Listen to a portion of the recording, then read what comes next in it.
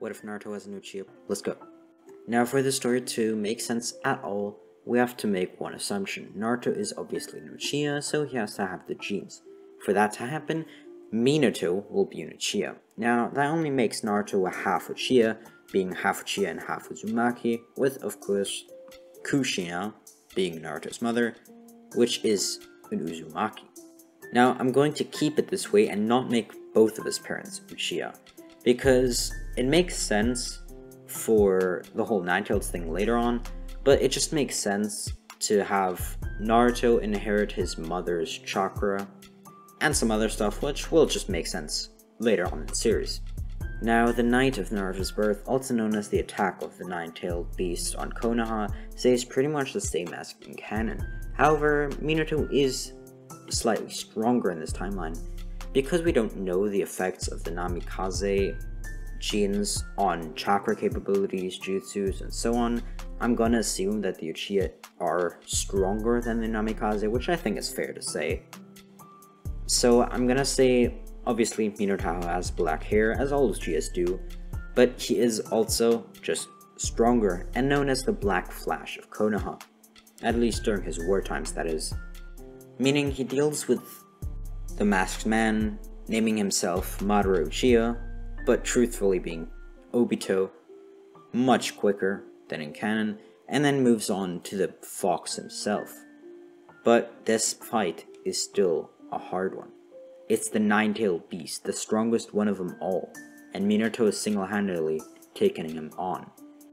However, he sees no way out, and so, just in the original story, Minato sacrifices himself and the life of his son to be miserable, but seal the beast into the sun, therefore saving the village, but causing much pain for his son, now and in the future. After this night, after Hiruzen found him that is, Naruto was put into orphanages, but kept being kicked out. He was doing just fine with the other kids, though a little shy. I mean, there wasn't much he could do wrong. He was still only a few weeks old. But the adults just didn't like him. They hated him, if anything. They saw him as the reason that their family, friends, and others died. Only a few weeks ago. Many houses were destroyed, including their own. And they knew that this kid was the reason. Why? Well, let's say Danzo played a little game. Now, Danzo doesn't tell everyone this information, only Naruto's caretakers, hoping that at one point he will be the caretaker, as if he could adopt the Nine-Tails and use him for his own plans, he would essentially have won the battle and won the title of third Hokage. Well, that's what he wanted years ago, but now I guess it would be more like fifth Hokage, as the fourth one just died. Danzo is furious more than the last few years, as this was an opportunity for him to take the throne of Hokage, as the fourth one just died. But Hiruzen was elected back into office, with the elders completely agreeing and thinking that it would be the best, as he has a lot of experience of being the Hokage. All of this made Danzo even more angry, and made him want the throne of Hokage even more. But he waited, and prepared things in the shadow. Finally, after the third orphanage, the baby, Naruto, was presented to the Uchiha, and it was asked if anyone wants to adopt them. There was no real parent that wanted it. Only some teenage boys that thought it would be a cool thing to have a little kid, but they weren't gonna let them be in charge of a newborn. Until Mikoto raised her voice. Mikoto wanted to adopt this child, as she knew that it was Kushina's. Now, a little more backstory. As Minato was in Uchiha, they actually had met a long time before. Them being Minato, Fugaku, and Mikoto. And they were pretty good friends. They were a trio. And during the academy years, Mikoto started to have feelings for Minato, but sadly for her, Minato had his eyes on someone else, Kushina Uzumaki. And as we know, later on they married. But even before that, Mikoto became best friends with Kushina. And she wasn't angry that she was gonna marry Minato, as she had found her new love, Fugaku. So there was no evil blood. Now back to the present. Mikoto, knowing that this was the child of two people so close to her, wanted to adopt him, and at least do that for her fallen friends. And Fugaku wasn't against the idea. She wanted to honor Minato in some way, especially since he was the 4th Hokage, and his friend. And since they just had a newborn, it wouldn't make that much of a change if they had two, since Sasuke, as we know, was only born a few days earlier than Naruto. So now, Itachi had two younger brothers, Sasuke and Naruto. Now obviously Itachi knew that Naruto was adopted, but Naruto didn't, and Sasuke didn't either. But Itachi loved both of them. Obviously he loves Sasuke a little more, since he knows that that's his actual brother, but he still loves Naruto, and later on, he'll treat them equally, and love them both equally. Now, a few years later, Naruto is spying on Itachi. Itachi was sneaking out, going to the woods. Why, you might ask? Well, he had very recently found a new friend. His name was Shisui Uchiha. And Itachi was promised by Shisui that he would get some lessons on how to become a strong shinobi. Now obviously this was a while ago, and this wasn't Itachi's first lesson from Shisui. But Shisui was still the mentor, as Itachi had a lot to learn.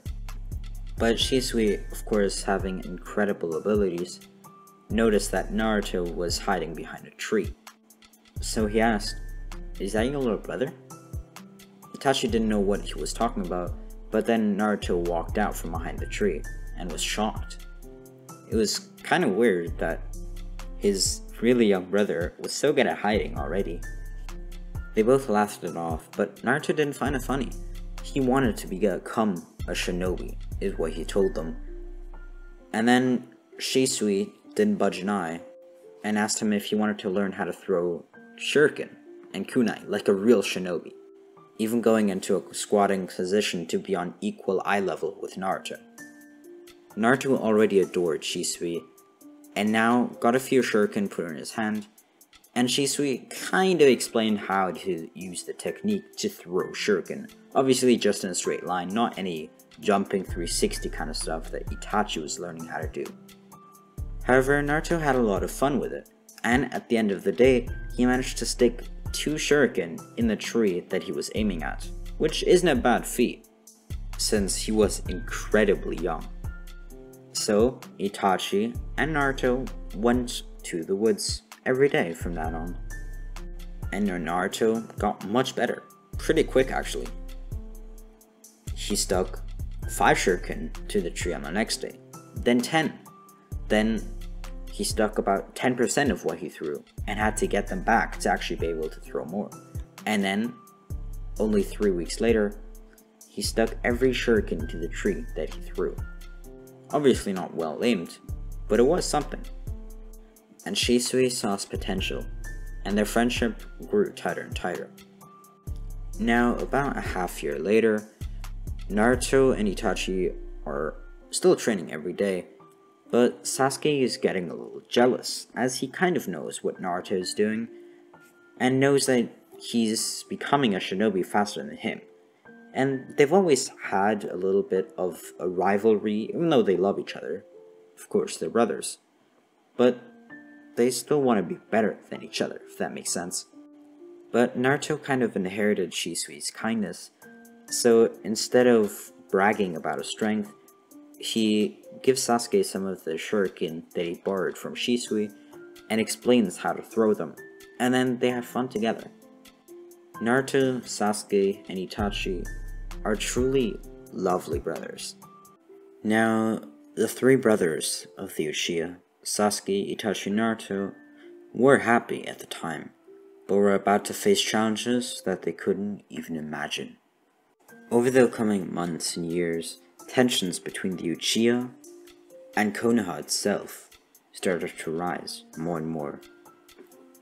They were already pretty high after the Nine-Tails attack, due to the Uchiha being blamed for the Nine-Tails, as everything was at the time. But now, with Minato's death, Minato being the main person to calm down and strive for peace inside Konoha, times were getting rough, and Danzo was not making it easier for the Uchiha. Peace talks didn't go well, and Fugaku was an arrogant man. Not really arrogant, but very stubborn. And whilst he did love his family, he didn't want to give up his freedom to please the Konoha and its leaders. He wanted to lead his people to greatness, even if that meant a conflict would arise.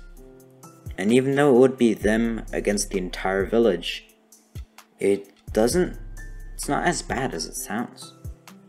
The Uchiha are extremely powerful, especially the new generation proving to be powerful as well, and learning things at a very young age, including unlocking the Sharingan earlier and earlier, with Shisui and Itachi being the biggest prodigies of the Uchiha at the time.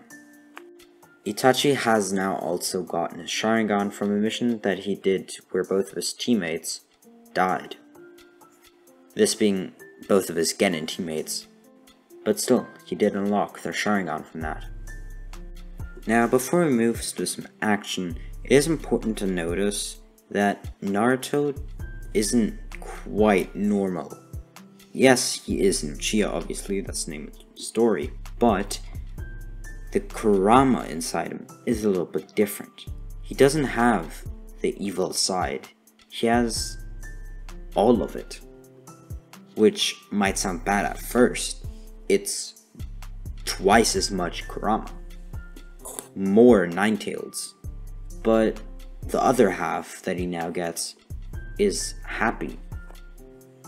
Not necessarily loving of humans, but not hating. It's tolerating. It's appreciating. It's a much kinder side than the other. And that makes Naruto generally a much happier person.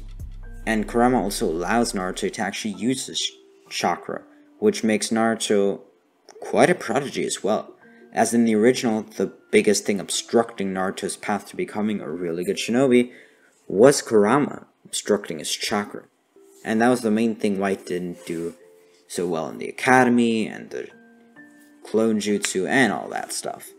But basically, Naruto has the entire Kurama, which, at least for now, doesn't obstruct his chakra at all.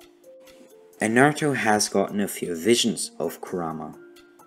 Now, they didn't really talk much, but Naruto has seen Kurama's face, and for some reason the name Kurama has also popped into his head a couple of times, always when he saw the nine-tailed fox. Now, he was a little bit scared, as it always seemed like a nightmare, but somehow it was always the same room that he entered while sleeping. But he decided not to tell his family, neither Itachi, Sasuke, or Shisui, which he trusted most, or his mother or father, which he still didn't know were his adoptive parents, not his real ones. Though that would all change when he would finally have a real conversation with the tailed beast. At first, it was a little shaky. Naruto was scared, and the tailed beast didn't really know what to say. But as things picked up, they both got more relaxed, and truly said what needed to be said. Kurama explained that, sadly, he killed Naruto's parents, and it wasn't on purpose. But Naruto was kind of baffled at the idea that he wasn't actually Fugaku and Mikoto's son, and he wasn't actually Sasuke and Itachi's brother. It took a moment to sink in. Naruto wasn't too old yet, so he didn't really understand. But it was just kind of weird. It made Naruto feel lonely, which I can understand. But Kurama lifted Naruto's chin up again, making him feel even just a little better, talking to him about the fact that his family still loves him, even if they're not genetically related. By the way, at this point, Naruto was about 6 years old, so it was still long before he would even join the academy. But Kurama, after not only telling Naruto his name, but also deciding that Naruto is a worthy candidate for his powers, decided to, without even telling his host, slowly but surely let through more and more chakra, without it corrupting Naruto, but letting Naruto's chakra reserves grow, and letting him use more power. Truly exploit the tailed beast's power, but with his consent. They started talking more and more regularly, and almost every night at some point. Naruto loved talking to Kurama, and Kurama didn't really have much to do, though he still appreciated the talks that he had with Naruto. Couldn't talk with anyone else, so... Now, it is to be said, Naruto is pretty strong at this point. About 3 months had passed since Naruto and Kurama's first true talk, and Naruto has seen great improvement since then, especially in the chakra side of things. His control has been much better, and of course he's gotten a huge amount of surplus of chakra now, with Kurama always pumping more and more chakra into Naruto. His clones are much stronger. Yeah, they're actually stronger, which is kind of weird since clones are usually illusions. But Naruto's found that with enough energy, he can make his clones almost materialize into an actual thing, being able to actually take a punch and deal damage to an opponent. But he's not quite there yet, and if you don't get what I'm hinting at, he is almost making his own kind of shadow clone jutsu, but he's definitely struggling. But he is only 6, so it kind of makes sense. It is an advanced level jutsu. Of course, Itachi and Shisui have been getting much stronger because they are obviously older than Naruto. But Sasuke, once he hasn't been slacking off, he is much weaker than any of them. Sasuke is far behind Naruto on things such as the fireball jutsu, clone jutsu, kunai throwing, all of that combined. Sasuke isn't bad, obviously, for his age, he's still a prodigy, but comparing him to Naruto or Itachi at the edge, no, Sasuke is nowhere close. Now, especially after Naruto found out that he isn't technically related to Itachi and Sasuke, he's got even closer to Shisui, now seeing him as a brother. Kind of like Itachi, but just like Itachi. Believing that since neither Itachi nor Shisui are related to him, he can equally like them. Which, you know, I kind of see where he's coming from. They're both just friends, technically, so why not get closer to both of them? Now, it is important to be said that Naruto has been kind of experiencing the whole conflict with Uchiha and Konoha on the side. He sometimes hear Fugaku talking about it with Mikoto and some other guests when they're over at their house, but also from Shisui and Itachi, with both of them now being full-fledged shinobi, and actually both of them being Anbu. And of course, Anbu get a lot of stuff, a lot of information that normal citizens wouldn't. And they're quite open about it, since they know Naruto would never say anything to anyone else, and they trust Naruto.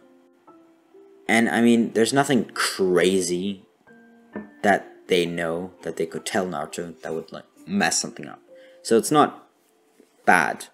Naruto just kind of finds things out as Itachi and Shisui talk about them. But Naruto is concerned. He doesn't want a war or a civil war inside Konoha, because he doesn't actually quite understand that, but he understands that people would die. and he doesn't want his family to die. At all. Which is why he's been training extra hard lately to even protect his older brothers, Shisui and Itachi.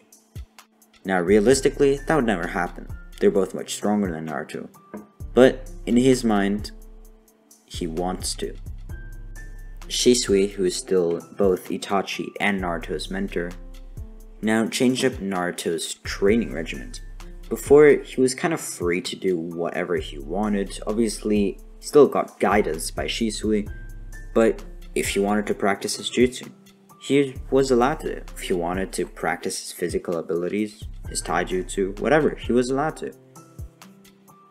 But now that he was soon in a year, but still soon, going to go to the academy, Shisui wanted to take matters into his own hand, and actually prepare Naruto for his life in the academy, and even beyond as a genin, and even chunin later on, as he had faith that Naruto would become a very high-ranking shinobi.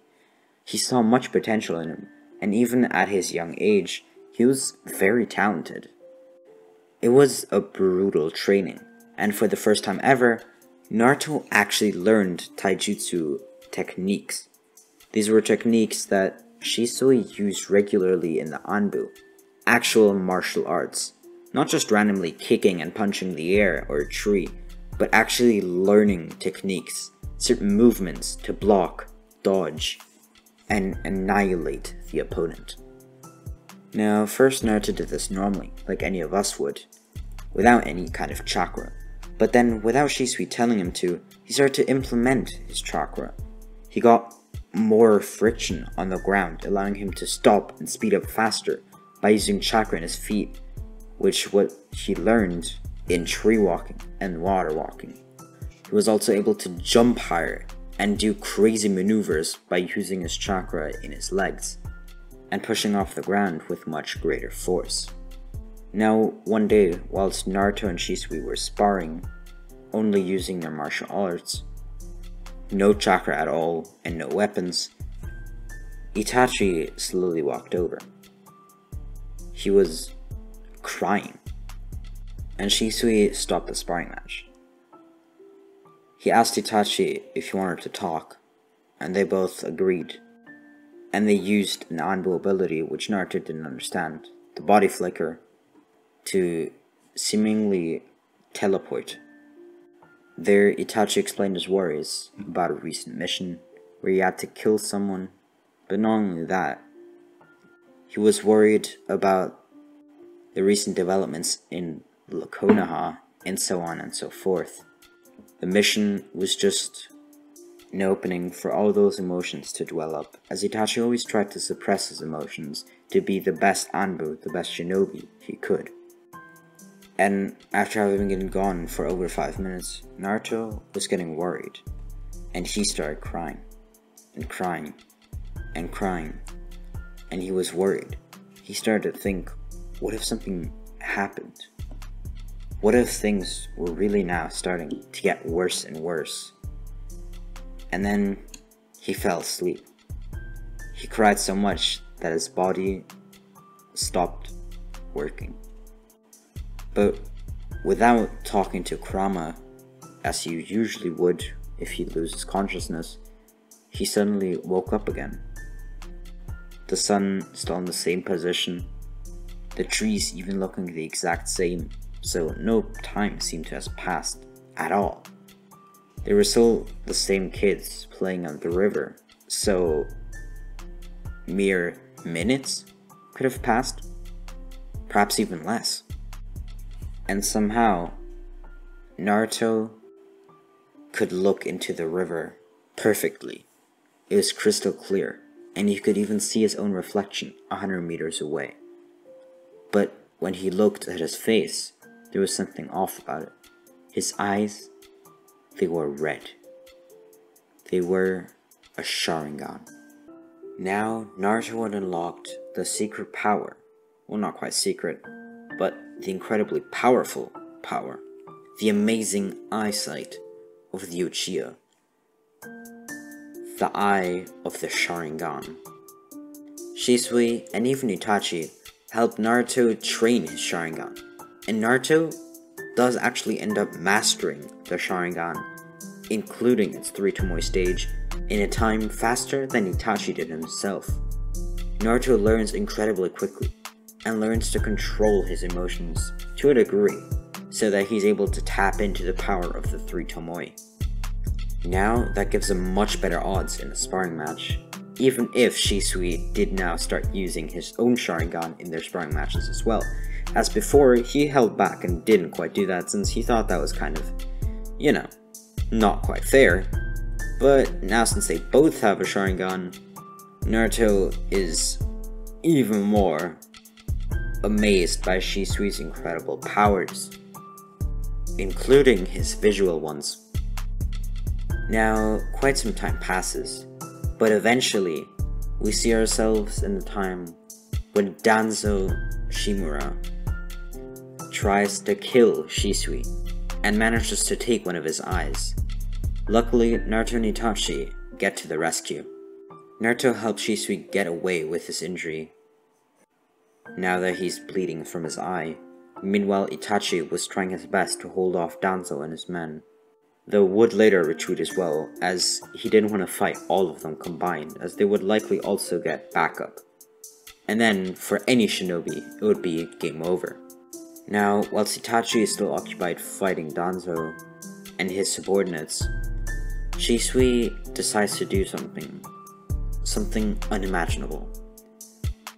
Instead of trying to fight on and surviving, he decides to rip his other eye out as well, and gives it to his student and unrelated brother.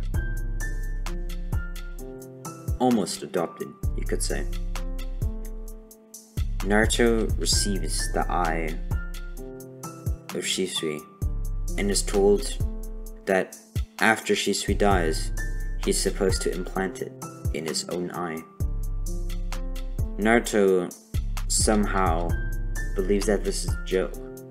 There's no way he's being serious. This has to be a dream, a nightmare. It's Tsukuyomi. Itachi must be pulling a prank or something. This can't be reality. But before he can think any farther, Shisui jumps backwards as they were on a cliff, and as you can imagine, dies in the process. After impact, Shisui's body lies there, as if sleeping on the ground, facing upwards, looking at the sky, begging for mercy. With tears and blood in his face, yet completely emotionless, Shisui is dead. Naruto lets out a roar that can be heard from far away. Birds fly up from the trees, far, far away, and seek shelter. Naruto can't control himself anymore. He stares at the ground, at Shisui's body, wondering what happened. Was it my fault? He started crying, more and more, and his Sharingan activated. But it kept getting worse. He started having a headache, and crying more and more, and in the matter of seconds, he felt pain unimaginable, and his eyes felt like they were burning with passion. Burning like hell. Burning out of remorse. As they started to twist and turn and spin around, his tomoe elongated, and Naruto achieved the state known as the Mangekyo Sharingan Eye. His crying immediately stopped, as all water on his face evaporated, as if he was truly on fire. He felt like it, and without even thinking about it, without any control, without any sense of pain, Naruto pulled out his right eye and put in Shisui's. After that, he collapsed.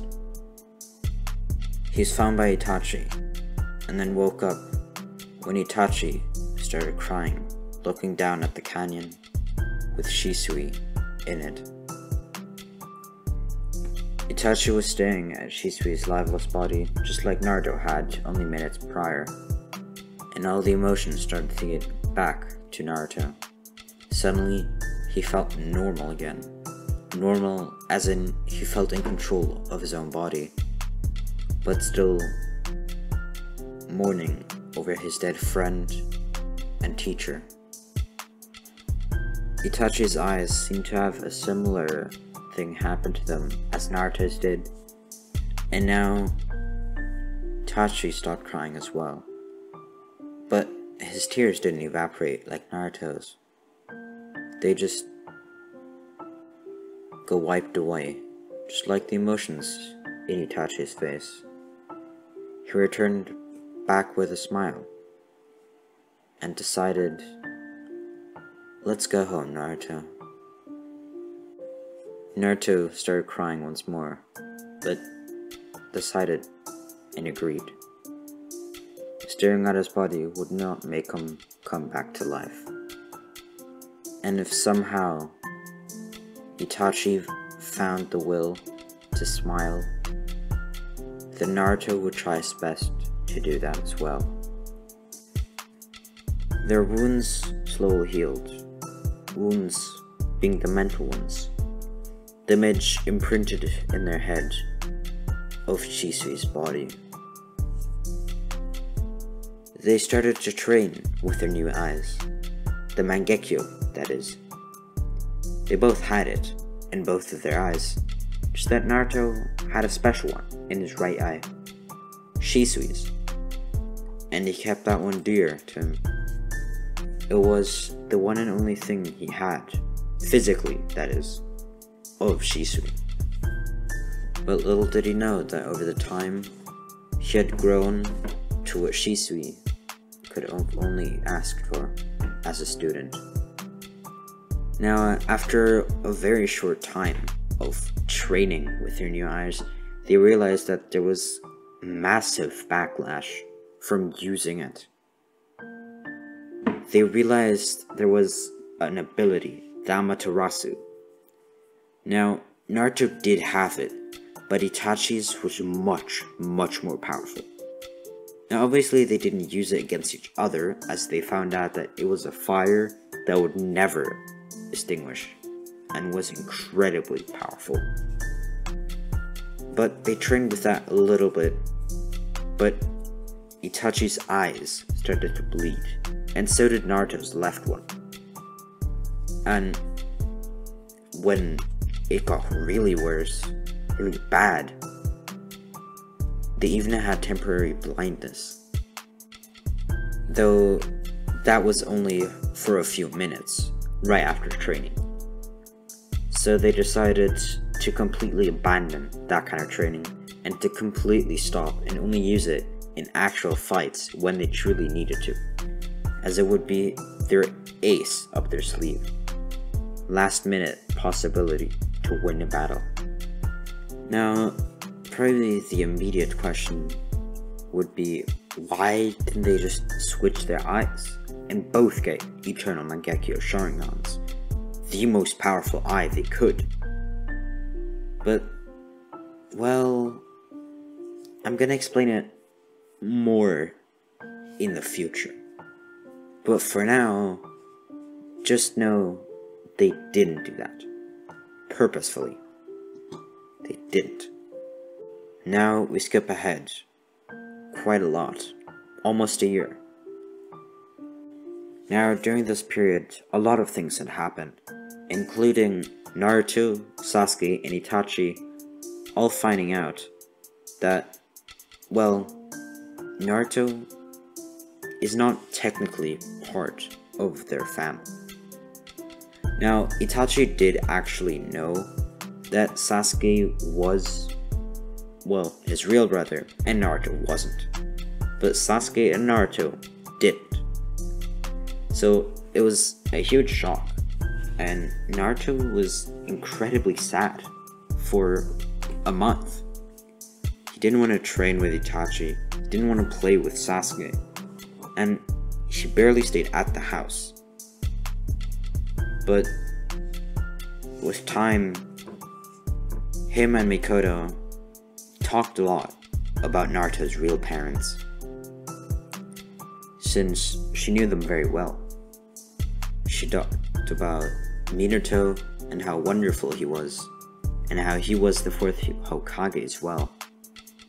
She talked about Kushina, the last remaining Uzumaki, and how he now carried on that bloodline. And Naruto learned many cool things about his parents, but didn't know what to do with himself. He wasn't truly Itachi or Sasuke's brother, and he wasn't technically Mikoto Fugaku's son. So, did he really belong in their family? Yeah, sure, their parents were friends, but is that really a reason for him to live there? By the way, a quick notice, Naruto does not know anything about the Nine Tails yet. Now obviously he knows that it exists, but he doesn't know that it's inside him. Just a quick info, you could say. Now, on the night of the massacre, perpetrated by Itachi, Naruto was training with Itachi during the afternoon, and was told to stay there for a while, until Itachi told him otherwise, whilst Sasuke was just playing with his friends. Now, Naruto waited 2 hours, but then decided to go home. He was done with whatever Itachi had in mind, and wasn't gonna put up with it. Though, when he came home and opened the door, he saw Itachi just having pierced his father's chest with his sword. Naruto was immediately put in a genjutsu by Itachi, and was left unconscious for long enough for Itachi to have left the village without a trace left. Naruto decides to make it his mission to find Itachi again, and ask him about that fateful night, and eventually end him for having ended his family. Now, looking at both of his parents dead, Naruto decides to do something similar to what Shisui did. He takes Fugaku's eyes, as he saw that a Mangekyo was activated, even though he was dead. In Naruto's mind, it was likely due to a struggle between Fugaku and Itachi, which led to Fugaku's death. Naruto only takes one eye, as he keeps Shisui's eye in his right eye, and now had 2 different EMSs, Eternal Mangekyo Sharingans. Finally, Naruto faints once more, as all of this was way too much for him. He now wakes up in a hospital. Now, before the story continues, I just have to make one quick disclaimer. I did mess up a little bit earlier on in the story for people watching it with parts. Last part I messed up.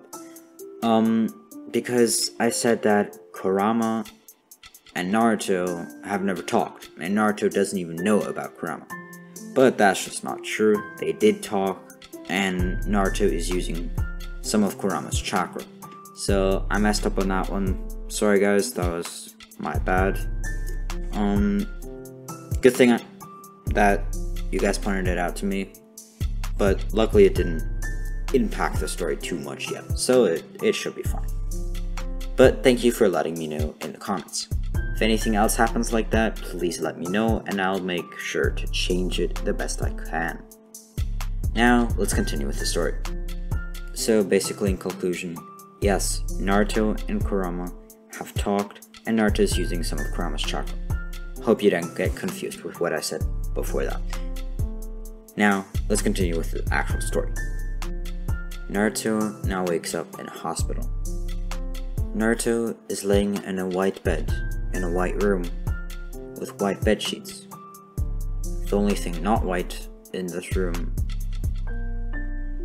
is his brother's black hair, which sticks out from the right side of his vision.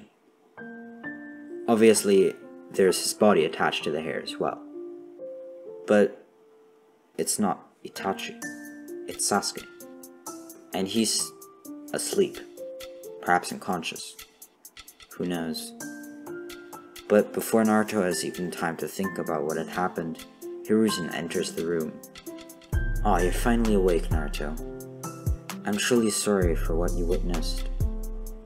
Your brother got a little bit of it too. But you seem to have healed just fine, so I hope he goes through the same healing process." Silence ensues as Naruto thinks about what actually did happen. His older brother, Itachi, killed his clan, killed his family, his friends, and vanished without a trace. Naruto had no words, though he didn't cry this time. He had cried enough before, and then he remembered the two eyes he now had. He has Fugaku's eyes as well. Hiruzen tried his best to soothe Naruto, but that wouldn't make him happy about the events that happened. Itachi was a murderer, and he killed the Uchiha. That was not going to be changed by anyone's words. After some final checks, the doctor let Naruto go free, but Sasuke had not yet woken up. Naruto was getting a little bit worried, though the doctor told him that Sasuke was okay, he just needed some more rest. Apparently, similarly to Naruto, Sasuke was put in a genjutsu, and it would take a while for his body to recover. Itachi had this crazy ability that Naruto knew of, called the Tsukuyomi, which allowed him to make time appear differently in a genjutsu to his victim. Luckily, Itachi didn't use it against Naruto, though perhaps against Sasuke. Hopefully not too powerful, as Itachi was incredibly powerful when it comes to genjutsu, and one like this, he could have probably made time slow down by 1,000-fold if he wanted to, which would put anyone, especially Sasuke, in a living hell. Over the next week, quite a lot of things happened in Naruto's life. Obviously, he had to find a place to stay, but Hiruzen was nice enough to give him a home, where he would later supposedly live with his brother, as Hiruzen found them mature enough to share an apartment together, obviously in separate rooms, since they were the remaining Uchiha, because for now they couldn't be put back in the Uchiha compound. Not only because of security, what if something happened once more, and the last Uchiha were now supposed to be killed, but, well, let's just say the cleanup was still taking place. Now, if you don't know what I mean with that, just imagine there were a lot of red marks, ceilings, floors, and walls, all over, if you understand what I mean. If you know, you know. Sasuke also woke up after only 2 more nights, which definitely put a relief on Naruto, and allowed him to focus on his own feelings, as before he was worrying a lot about Sasuke and Sasuke's future. But now, without having much to worry about, he could actually think of what he would do now, without a family, with only Sasuke left. Technically, Sasuke was a few days older, so he would be the older brother, but they've always had a dynamic where Naruto was more of the older brother, and if not, they were just the same, more like twins. They look kinda similar too, just that Naruto had his whisker marks, which definitely separated him from any Uchiha. And from a power perspective, Naruto was completely dominant between the two. Sasuke wasn't weak, definitely not. But Naruto was on a whole new level. He was the prodigy amongst prodigies for their age. Easily comparable to Itachi, since he was trained by him and even Itachi's mentor, Shisui. But now he had lost both of them. Two of the, along with his parents, most precious people in his life. Naruto barely moved for a week. He slept, ate, and went back to bed once more. Naruto and Sasuke didn't talk at all for a week. It was utter silence in their apartment. But Sasuke seemed to be taking it better than Naruto was. He was actually talking to other people and went outside every once in a while. But clearly, he wasn't alright. And that was understandable. He lost his family, everything except for his brother. But what Naruto very soon realized was that Sasuke was training all the time.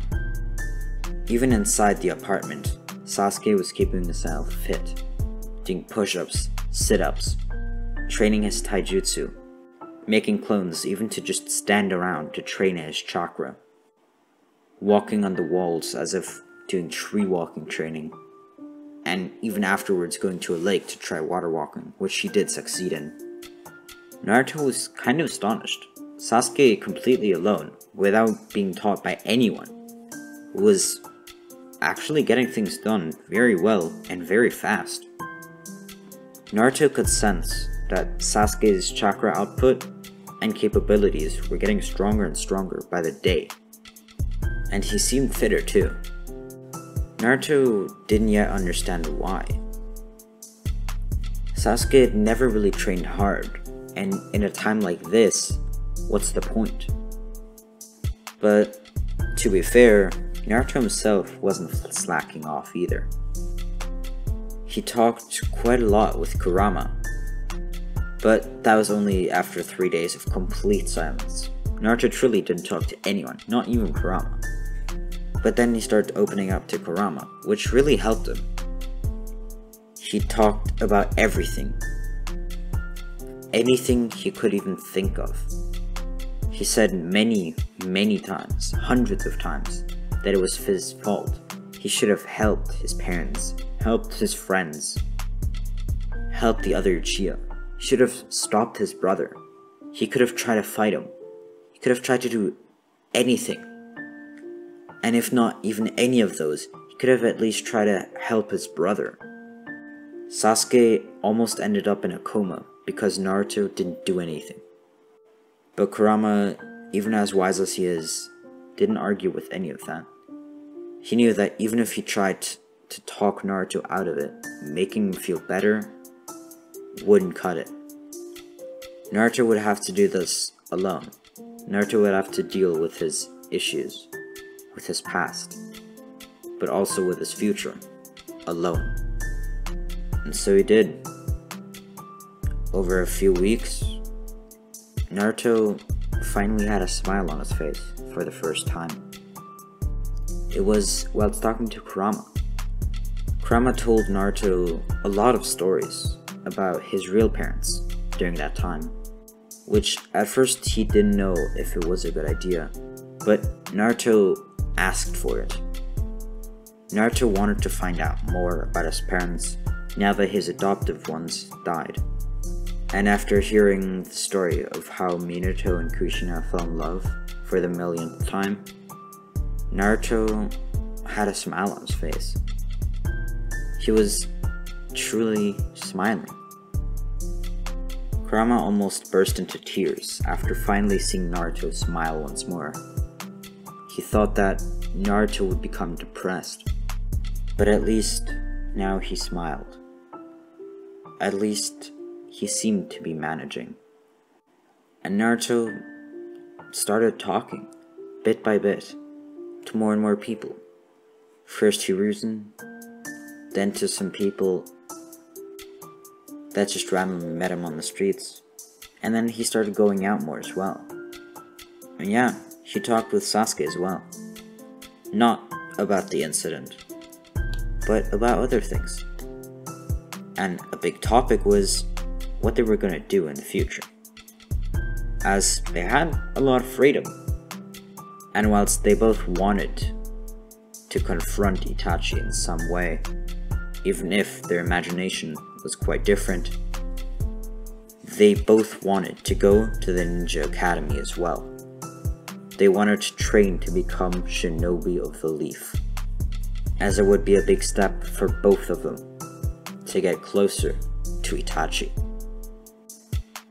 Now we skip forward in time. Now it's the time when Naruto is 8 years and 2 months old, Sasuke being only a few days older than him. They were some of the youngest in their class, but still the most popular.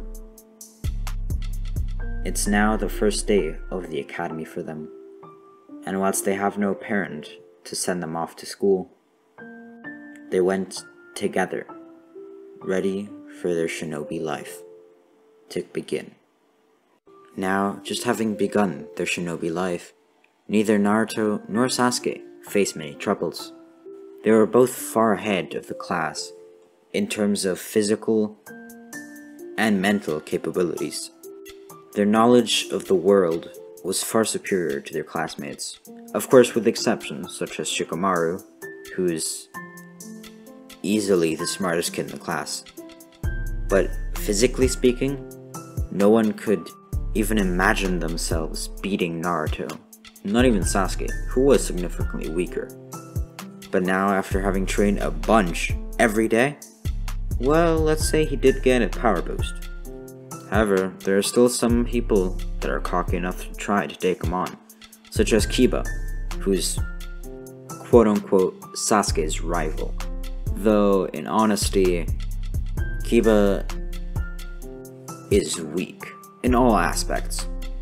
He's a total loser. No one in the class really likes him, but hey, he's there. What can you do? Now, surprisingly, Sasuke isn't that depressed. Not as much as he was in the original series, as he never got to see the sight of his parents, which definitely milded the pain of the Uchiha massacre. But also, Naruto was there along with him through the process of grief, and they were there to have each other's back. Neither of them felt as alone and sad as they would have been without each other. That's the pro of having a brother. But then I guess it's a con when you have someone like Itachi. Naruto and Sasuke quickly become very famous inside the village as the two biggest prodigies, and obviously the last Uchiha, though that's still a very sore subject and no one really talks about it, especially not in the presence of either brother. Naruto became famous amongst students as well as teachers for getting perfect marks on every single test. Practical or theoretical, Naruto aced every single test. Now, Shikamaru could have easily done that as well, but, well, let's say he lacked motivation, which I feel that school is kinda hard sometimes. But hey, that's just how it be. Anyways, Sasuke wasn't doing too bad either, but obviously not on Naruto's level. He never would be. That's what he thought, at least. The next few months and years passed by really quickly, and before they knew it, they'd have their Genin exams very soon. They'd finally finish their academy time and become actual full-fledged shinobi, and start to be able to climb the ranks to Chunin, Jonin, and perhaps even a Kage. The Genin test was really easy. It split into 3 parts. The first one was the easiest, whether someone could do a clone jutsu. Simply 1 clone. As well as a transformation jutsu, but that was actually even easier than a clone, so that should be no problem. Now, while Sasuke made 5 clones, which was really easy for him, Naruto only made 1, to quote-unquote preserve his energy. which actually impressed the teachers and the Hokage even more, as it showed matureness and signs of a true shinobi. Then, shuriken throwing was kind of the middle test, and simply they had to land more than 5 out of 10 shuriken or kunai, whichever they preferred, onto a target in a certain range of the center. And, well, let's just say Naruto filled the entire bullseye area. And so did Sasuke. He'd been practicing a lot, and actually he'd been practicing with Naruto as well. And Naruto, with his training with Itachi, actually knew the jumping thing and how to hit shuriken with other shuriken in the air. I think you know what I mean. I hope, else it sounds kind of weird. You know, the thing that Shisui taught him. Whatever. And then the third part of the test, which is actually the first part, but for some reason this year they switched up the order for whatever reason. But it was actually kind of welcome, since no one liked the written test. It was hated even amongst the teachers, since they had to grade them afterwards. It was pretty similar to other tests that the students had already done prior. Just basically common knowledge, a mix of history, some shinobi tactics, skills, whatever, all of that. But obviously, Naruto and Sasuke didn't have any problems with that. Now they were official genin, and once given their certificate in the form of a shinobi headband, they went home to celebrate together as two. But actually, there was 3 of them celebrating, since Kurama was celebrating with them. Now, Naruto had told Sasuke a bunch of times actually about his conversations with Kurama. It wasn't a secret. Well, it was, kind of. But he wasn't gonna keep a secret from his brother, his only family. And actually, with Kurama explaining Naruto how to do it, in a ritual by basically just holding hands and infusing his being Naruto, chakra into Sasuke, Sasuke actually was able to meet Kurama in his mindscape. Well, he kind of went into Naruto's mindscape, but whatever. Basically, they met. And the cool thing about the mindscape is, with Kurama having taught Naruto how to do it, Naruto is able to create anything that he wants in the mindscape, since it's not actually real, it's just in his head. So they were able to have the most lavish parties that they wanted. Now, there couldn't be many people there, just them 3, but it was still fun. At home there weren't many cool things to do, so they ate cake. In Naruto's mindscape, didn't have any calories, so they could eat as much as they wanted, and they still had the taste. It was what they imagined heaven would be like. Then on the next day, they came to class. They were now gonna get their Jonin senseis assigned, and they waited, and waited, and waited. And after 2.5 hours, a white-haired man finally arrived, Kakashi Hatake.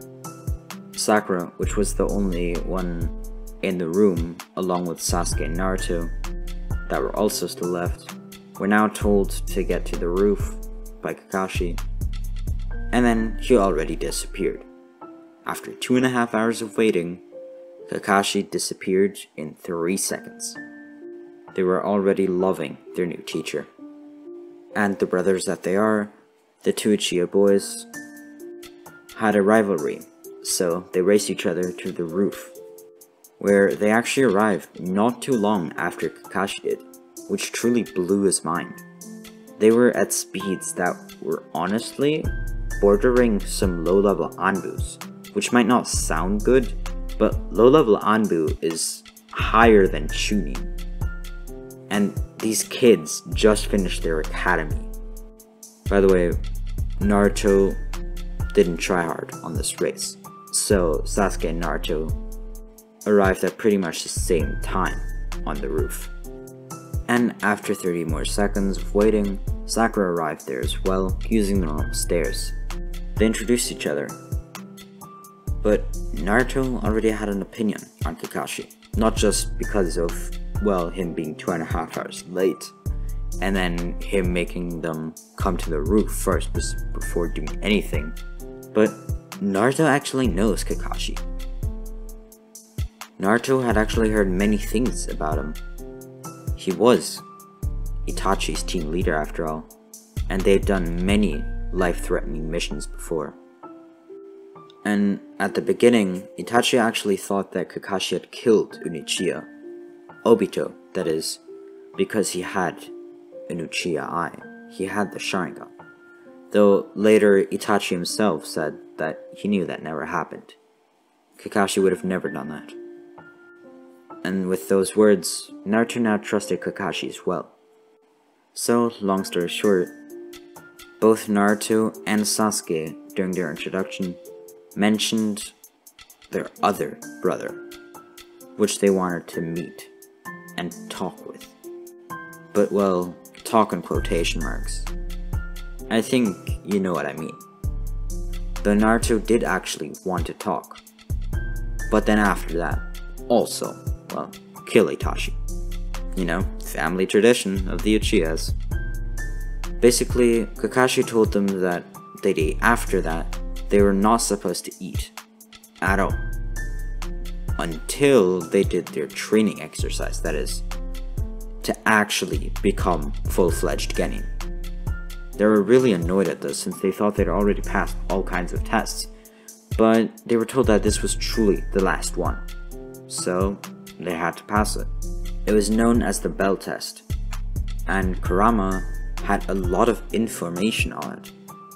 He was inside Kushina for a long time, and well, she was around Jiraiya and Minato, as well as Hiruzen, and all of them had either participated or been the teachers of the Bell Test, so they knew exactly what the rules were, and how to win. So Kurama had a few secrets, and with that, Naruto and Sasuke did eat, though not too much, as they knew they'd have to fight after. And then, as they saw Sakura already there, sitting next to a tree, waiting for the rest of them to arrive, as the two brothers were actually 5 minutes late, because they knew that Kakashi would be late. The three genin now discussed a strategy, as Naruto told them that they needed to win with teamwork, Sasuke obviously agreeing since he heard what Kurama had told them, and Sakura looking up at both of them, both looking up to and having a crush on both of them, I'm gonna be honest. She obviously wouldn't disagree with their plans, so she went along with whatever they said. As they waited 1 hour, Kakashi finally arrived, with both Naruto and Sasuke sleeping next to the same tree, with Sakura still sitting there. Kakashi wakes the two boys up, and then they finally start the test. Now the test is pretty easy. They'd just made a strategy and they had a lot of time, so without any words they knew exactly what to do. As soon as the test starts, without even Kakashi having to explain any of the rules or any of them asking about the rules, since they now know how to win, and completely disregard the bells, they first retreat to the forest. There they spread out, trying their best to cover their tracks and to hide their chakra. Now having surrounded Kakashi, they all charge at him at the same time, and their moves are synchronized. When one person kicks, the other one punches. They block punches that aren't even supposed to hit them, whilst the other one continues a barrage of attacks. Especially Naruto and Sasuke's teamwork is exceptional. It's phenomenal. Not even some shinobi that have worked together for years that have fought against Kakashi could demonstrate this level of combat and team. Kakashi had already made up their mind to let them pass, but he wanted to see how far he could take this. But now, Naruto and Sasuke both jump back, with Sakura doing the same. And Sasuke and Naruto now unlock. Well, not unlock, but open their Sharingan, with Sasuke being angry when he sees Kakashi's. He knew about it, but he was still angry that he saw a Sharingan on a non-Uchiha. Now the fight truly begins, but Sakura isn't able to be of any help to the two boys, so knowing that, she stays back, and the fight escalates, but Naruto and Sasuke are simply superior. It's 4 Sharingans against 1, and fighting against 2 people with a Sharingan at the same time is impossible, and Kakashi gives up. But even before that, Naruto and Sasuke each had already snatched a bell, both of them throwing them to Sakura. Obviously, even before that, this whole test saw them fit enough to pass, and Kakashi would take all of them out to eat some ramen. This was a phenomenal team. It was truly incredible, and he told them much about the future and their missions. The newly formed Team 7, consisting of Naruto, Sasuke, and Sakura, led by Kakashi Hatake, is now in action, though for now just continuing with doing D-ranked missions. After doing about 50 or so in the matter of 1 month, the whole team gets really exhausted and bored. They thought that they were going to do actual missions, and here they're doing chores and helping on farms. And if I might add, barely getting paid. None of them are happy, not even their sensei, Kakashi, who was bored from number 1 of the missions. The 2 Uchiha brothers, Sasuke and Naruto, at the same time file a complaint with Kakashi that then goes on to the Hokage, Hiruzen. Hiruzen was only expecting this, as their Genin team has made incredible progress and shown very good teamwork. So he thought they were mature enough to take on a harder mission, a C rank perhaps. So he called in the bridge builder, Tazuna, which had a job to build a bridge in a land of waves, though he said that there might be some bandits on the way. Tazuna, who was drunk, was about to make jokes about the 3 Genin as they looked like children to him, but then he saw their serious expressions. Not serious as in sad, but serious as in let's kick some ass. Naruto even had a smirk, showing that he's ready to fight. So with a mere smile, Tazuna prepared himself for the mission to start on the next day.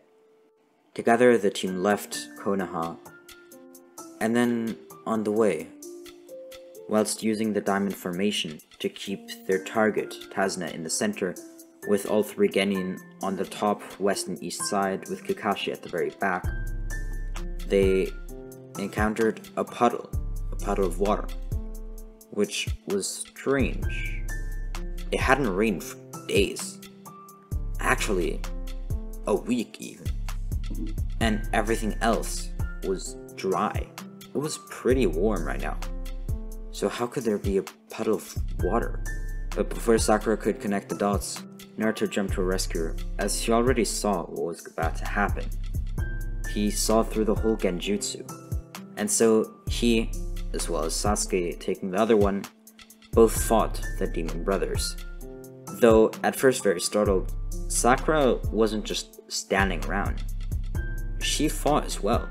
Even though the battle was short, she threw a bunch of kunai and confused the enemy. It might not seem like much, but well, hey, the opponents weren't very strong, so can't really expect much. They were about to continue walking, but then Kakashi stopped them. Tazuna. These were Chunin level fighters. We expected some bandits, if even that. Something that Genin could handle. This mission, from these Chunin appearing, has already gone up to a B rank, and who knows what could expect us in the village itself. Which is why I decided to call off the mission. Genin, let's go. We're bringing Tazuna back to Konoha for a different team to complete the mission. However, all 3 Genin stood their ground.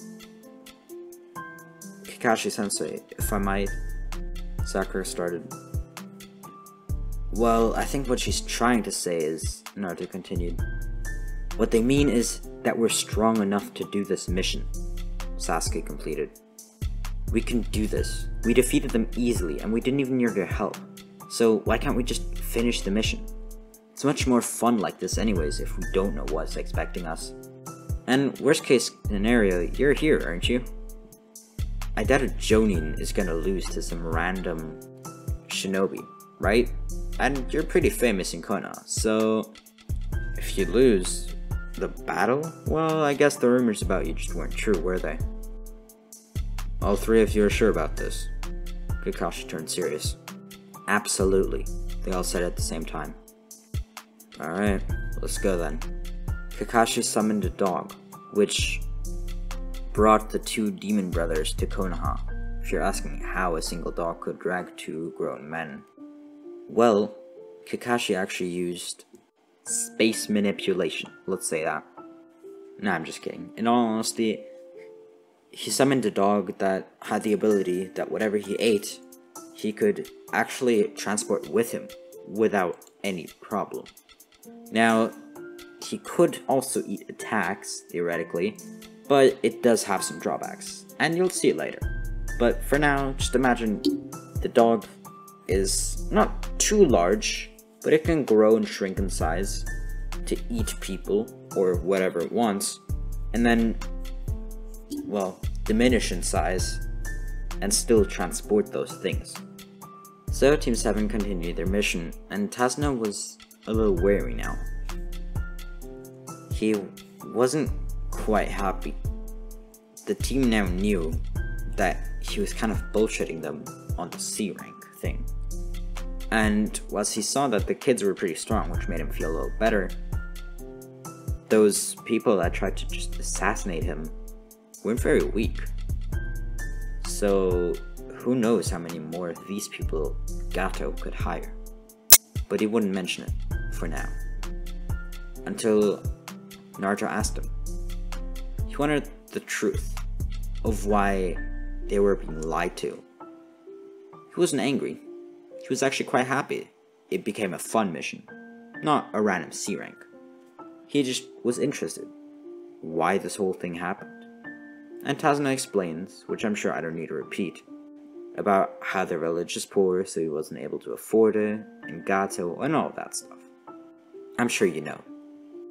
But then suddenly, when they get very close to Tazuna's village in the Land of Waves, they stop. Duck! Kakashi screams, as Tazuna and the three Genin do so. Half a second later, a huge blade flies right above them that would have decapitated them. Nice sword you got there, Zabuza Momoshi. Naruto says, whilst closely inspecting the sword, touching it with his right hand, trying to pull it out of the tree that it landed in. Yeah, this is certainly a weird sword. Can you call it a sword? For one hand. Well, let's see. Oh, it's heavy. As Naruto started wielding it with merely one arm, one hand. Let's see how this thing goes. As Naruto charged in using this blade. But somehow, even though the blade weighed just as much as his own body weight, he was so fast. So fast Tazuna couldn't see him. So fast Sakura couldn't see him. And without his Sharingan activated, it wasn't too easy for Sasuke either. He saw him, but let's say he's rarely seen Naruto go this fast before. Especially when it's not them two sparring.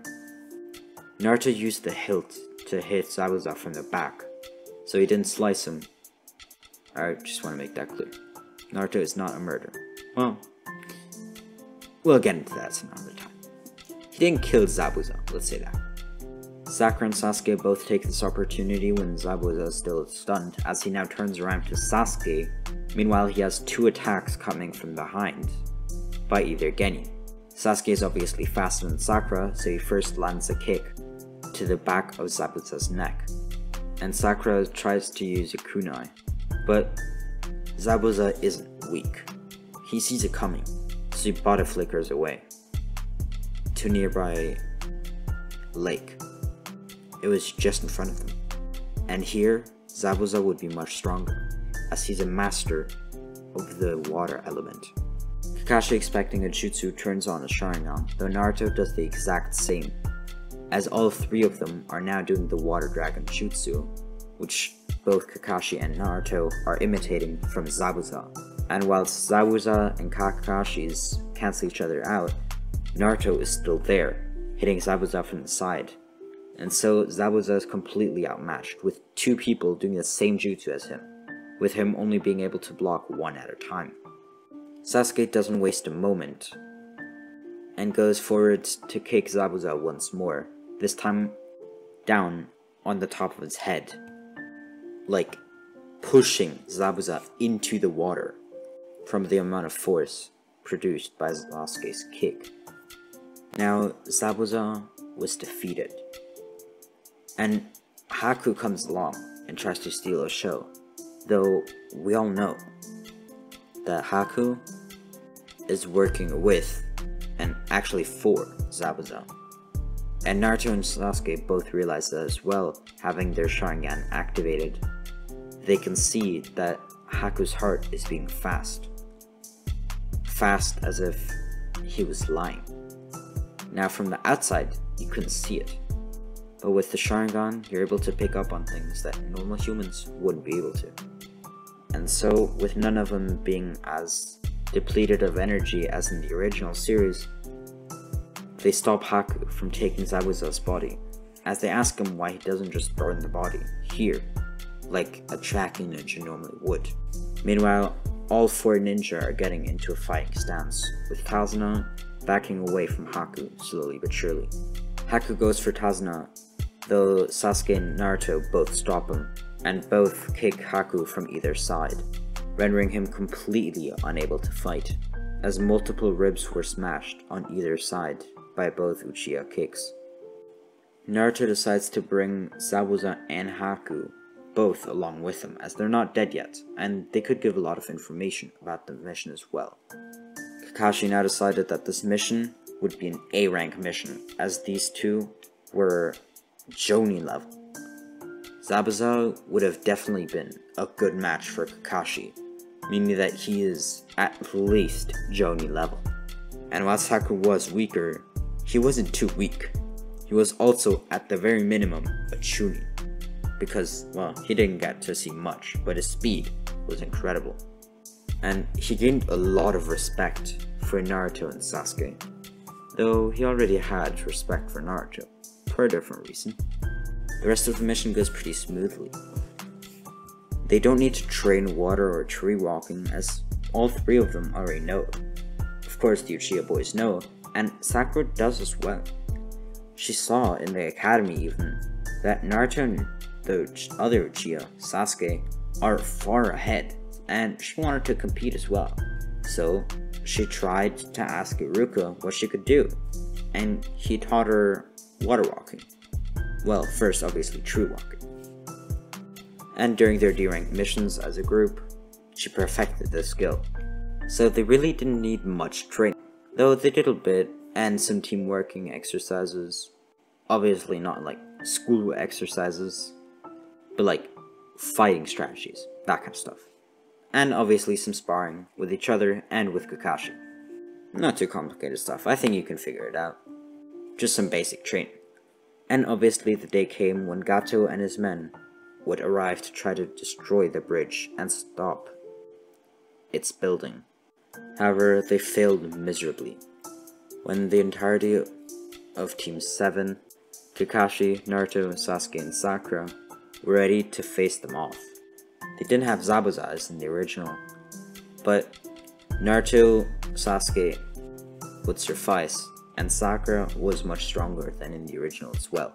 The three getting rushed in, as Kakashi took on multiple opponents by trying to flank the group of henchmen. And after 10 minutes of fighting, all of the mafiosos were done. And Gato, well, I think you know what happened to Gato. It was a mission accomplished. And being incredibly impressed with the Uchiha boys' skill,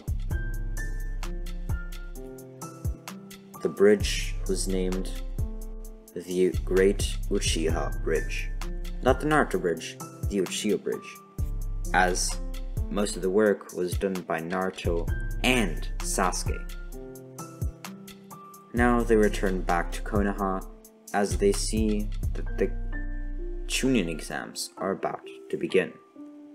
Now Team 7 just arriving back from their mission, they walk around town as Naruto sees the third Hokage's grandson and interferes as he sees that Konohamaru is getting bullied, assaulted, whatever you might call it, by some random sand shinobi. Naruto asks why they're even here, but that seems to be a dumb question, as then 2 seconds later he remembers himself that the Chunin exams are soon beginning. So he corrects himself and saying, "Never mind, I already know." "What about you? Where are you hiding?" Naruto asks, looking at the tree right beside him, where, seemingly, there's only a shadow hanging from a branch. The shadow jumps down and reveals himself to be a boy, just about Naruto's age, though seeming completely emotionless. "What's your name?"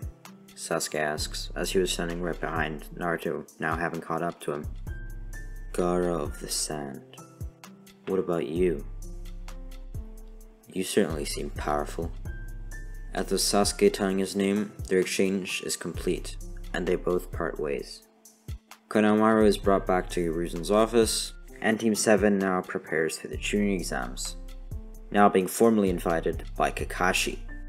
They first have to do some pre-exam tests though. Okay, I might have to explain this.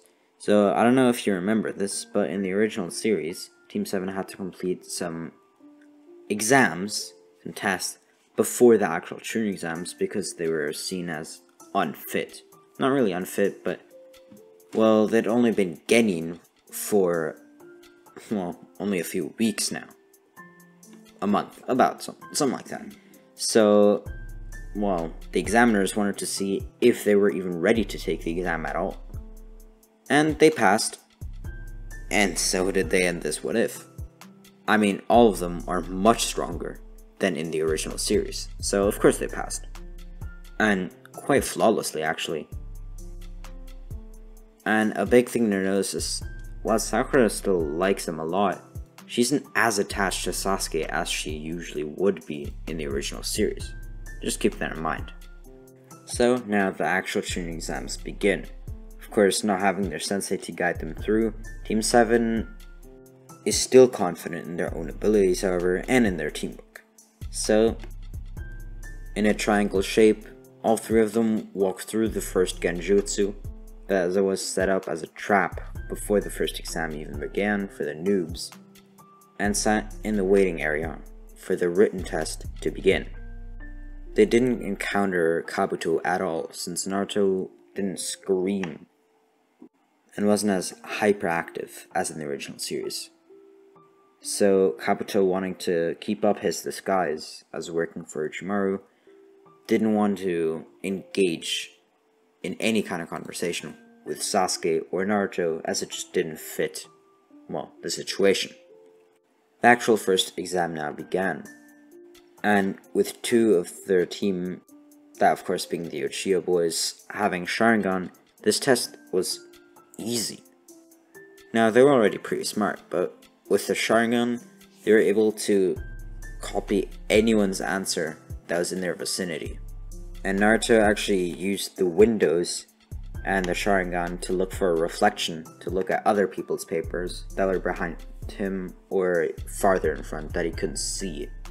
And even for a brief second, he was able to look at an answer sheet that an examiner was holding. So he knew he got at least that one right. Then the 10th question came, and that question is if they wanted to stay in the exam, even though they knew that they might fail and never be allowed to return. But they had their resolve. None of them was going to give up now. So they stayed, and without much hassle, they won and passed the first exam. Now Anko jumped through the window and introduced them to the training ground. Or, well, at least called them to the training ground, before actually introducing the exam, the Forest of Death. much harder than the first test, is what she ensured. Naruto asked the question, but it was in a cocky tone, so Anko threw a shuriken, a kunai to be exact, and the weird person grabbed the kunai and returned it to Anko. The person had a weird sensation, a weird aura. They were evil and powerful, but seemingly innocent. It was just weird. Naruto had never seen anything like it. It was like a lion, but with the face of a rabbit. But now finally, the exam began, and Naruto signaled to his teammates to run into the forest and hide immediately. They would let all the other teams pass by them, as they didn't want any trouble. They had 3 days to complete this exam, so why should they rush a random team in the first few seconds? It is completely dumb. Staying and hiding, at least for now, was so much better. They preserved their energy, whilst other teams fought and exhausted themselves. So Naruto would easily be able to pick off any remaining team. The team waited for 12 whole hours until it was night, whilst the other teams were probably all sleeping. Team 7 had taken turns already sleeping during noon. Always 1 or sometimes even 2 people keeping watch. So now they weren't exhausted at all and ready to fight, whilst other teams were completely asleep. It was a coward's tactic, but it would most definitely work. Naruto came up with it, as Sasuke would never stoop so low. At least that was what he said. But he couldn't deny the fact that the strategy was quite good. No one would expect an attack in the middle of the night. They found a pretty banged up team already. One of the team members had quite some bruises on his face, whilst the girl was keeping watch, and another girl was sleeping near a campfire that was slowly losing its light. Simultaneously, Team 7 jumped down, grabbing the teammate that was awake, not letting her let out a tone to wake up the others. Then they stole the scroll and left. They didn't need to use any violence, they just needed to get the scroll. And as long as the team wouldn't go back to fight them, there wouldn't need to be any actual fight. Thing is, they chose a route through the trees that would not be able to be tracked so easily. And since it was in the middle of the night, being able to see anything was not easy. Which is why both Naruto and Sasuke actually used their Sharingans to see much better. And Sakura kind of relied on them. Not because she's weak, just because, you know, her eyes are normal. Now having the both scrolls that they need, Team 7 went to the tower. Even though it was in the middle of the night, it would be completely useless to sleep out in the woods and then go to the tower, as they might even meet other teams on the way and lose at least one of their scrolls, perhaps even both of them, which would be terrible.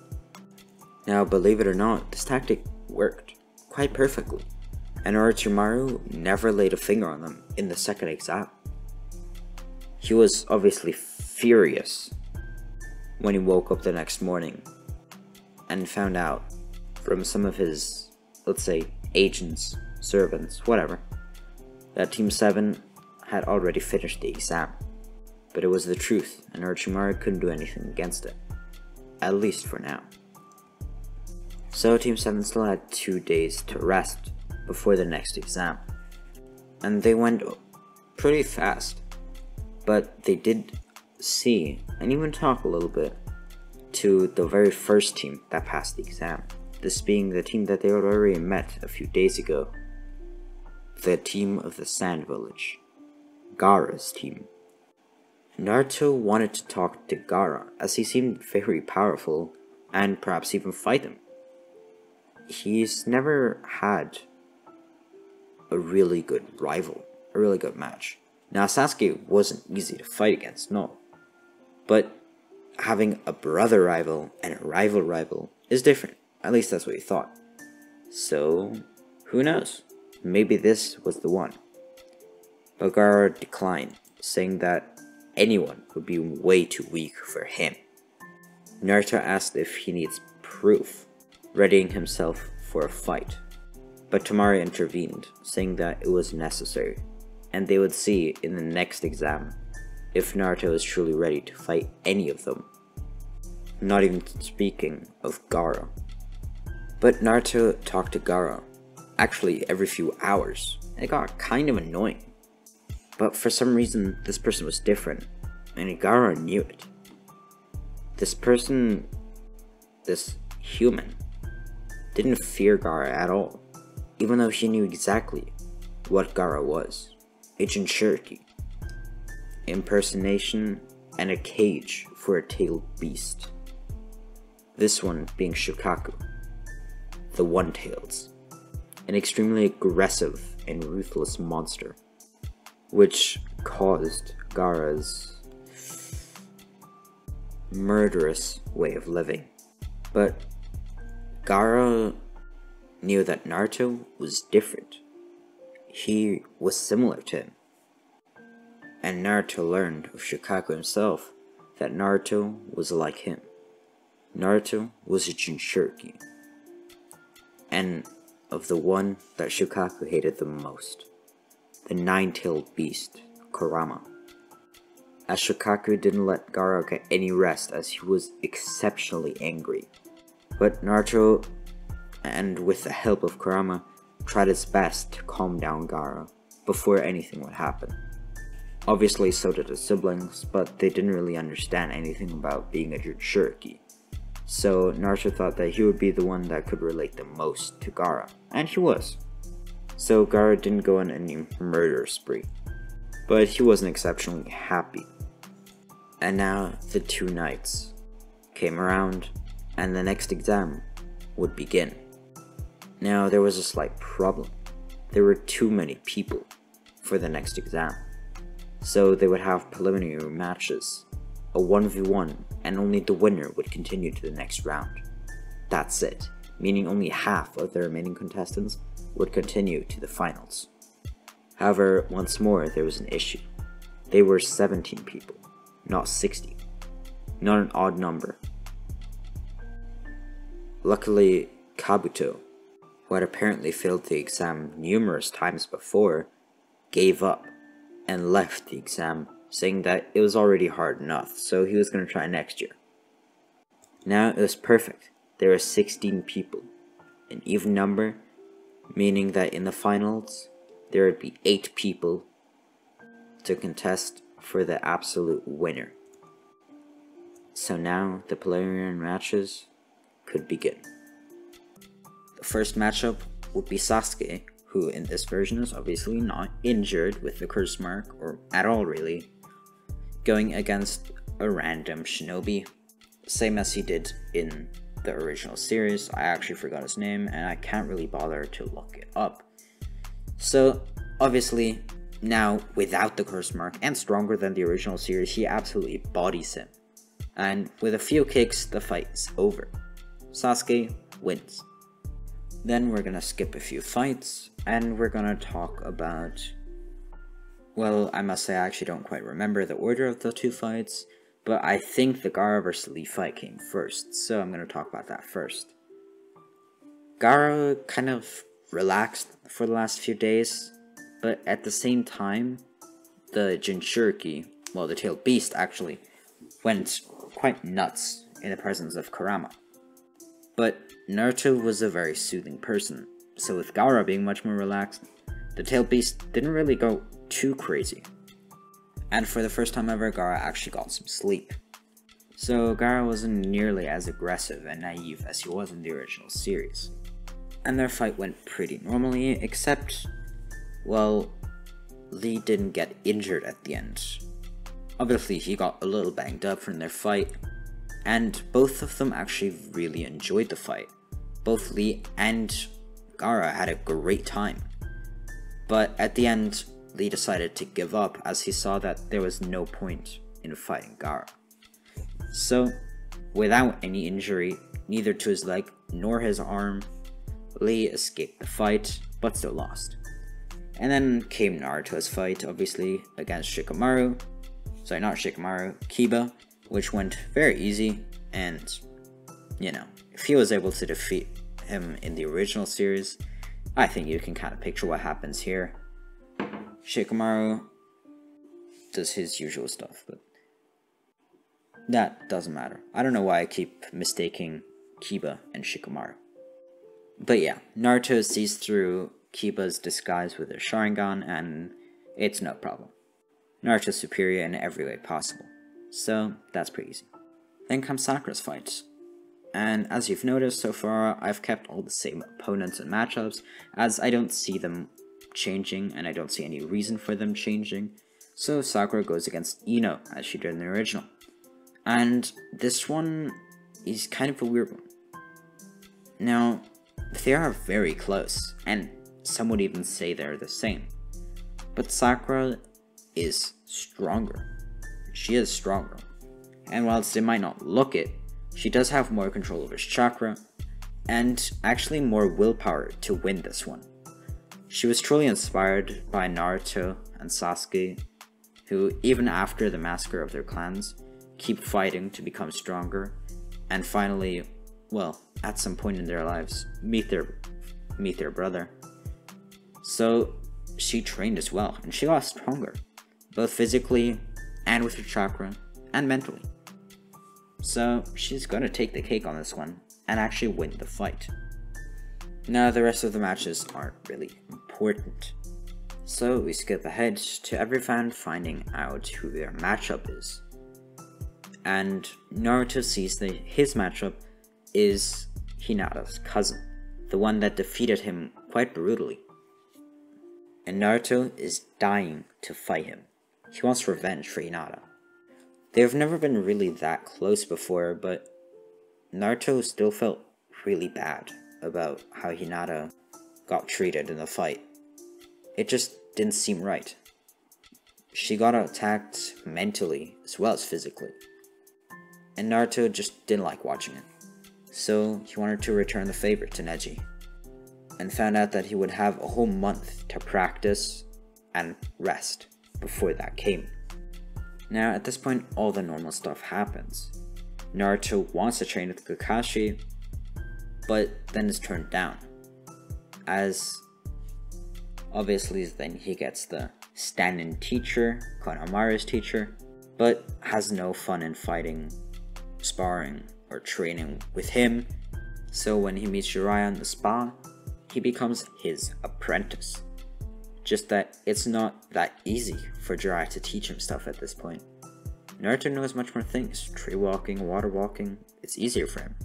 And there really isn't a need to, well, train the use of chakra of the Nine Tails. Naruto is actually quite good at it. Now, obviously he's not a master, but he kind of used the influence of the Kyuubi and control himself perfectly. But when it gets to something like 1 or even 2 tails, Naruto is still learning how to do that. Now, you gotta understand, Kurama isn't trying to take over Naruto's body, but it's just the evil chakra that Kurama possesses from his evil half that still tries to take over Naruto and makes him turn evil himself, without necessarily wanting to take over his body. So basically Kurama isn't evil, but his chakras, if that makes sense. But something that Naruto can learn from Jiraiya is the summoning. Naruto doesn't have a summoning. In all his years of training with Sasuke, and even Itachi and Shisui, he never had summonings. Summonings aren't very common in the Uchiha clan, at least in the sense of there's not one summoning that people have. For example, Sasuke had snakes in the original series, meanwhile others had crows, and so on. But it's not that common to have a set summoning in the Uchiha, and a lot of them don't have one at all. So Naruto never bothered, but now he was going to become a Toad Sage. And with that, he talked about a certain force that he read in some books, in some ancient archives, that talked about hashirama. and it talked about something called Sage Mode. It was said that the three greatest summons, the snake, the toad, and the slug Sannin, had something called Sage Mode, which basically took energy out of nature itself, took the chakra from nature, similar to how the tailed beasts use their strength, and were able to use that and make themselves incredibly powerful. And Naruto wanted to learn it, but Jiraiya didn't think he was quite special. Well, not quite special as in the sense that he wasn't yet ready to do something like that. It was incredibly difficult to learn such a skill, and even Minato, one of the greatest shinobi in their lifetimes combined, hadn't controlled Sage Mode perfectly, and had never really been able to. That's why he barely even used it. And even Jiraiya himself in his old age never perfectly controlled Sage Mode. But with Naruto learning how to do the complete summoning jutsu, even able to summon Gamabunta himself in a matter of 2 days, Jiraiya thought perhaps he was ready. So he set up another test. This one was the Rasengan. Yes, you heard right, Naruto is going to learn the Rasengan earlier. And Naruto got the first stage very, very quickly, being able to explode a balloon, a water balloon to be exact, by, well, basically making tidal waves inside the balloon. Then came the harder test with the rubber ball with only air inside. This was much harder, and it took him another 3 days to complete this one. And then, when he finally had it, the final test was easy. After only half an hour, he managed for it to work, and destroyed an entire tree in a single, not even fully charged attack. He now had control over the Rasengan in less than a week. Actually, closer to half a week, to be exact. And Jiraiya was now truly, truly impressed, and thought that he might actually be ready to try Sage Mode. So, Jiraiya and Naruto went back to Mount Miyaboku, with Naruto supposedly going to try out Sage Mode. Jiraiya told the sages of the toads many incredible things that Naruto had been able to do in mere days, and how he was extremely intellectual and a very skilled shinobi. So they put him to the test, and made him train with them for a whole week, became one with nature, and he slowly but surely took in sage energy. And after a full week was over, he was able to lift the incredibly hard and heavy stone statues. With ease, he was able to lift the massive statues with a single hand, and barely felt it at all. He stayed on Mount Miyaboku to train for a few more days, which actually turned into 2 weeks, because he truly wanted to refine his skills, and it was actually really fun. And the toads liked Naruto a lot. So now the finale of the Chunin exams would begin. Now Naruto arrives pretty late, and he is actually 10 minutes late to the start of the exams, but he still makes it in time so they don't, cross his game out. Well, his match rather. But obviously Sasuke is still later than he is himself, so Sasuke's match would be first, but they can't do that right now. So Naruto goes in for now against Neji.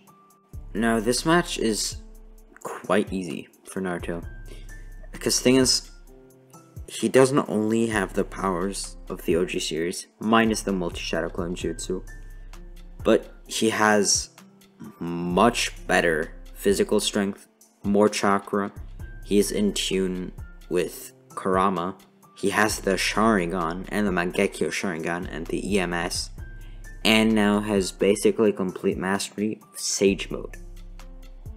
You need to understand how broken that is.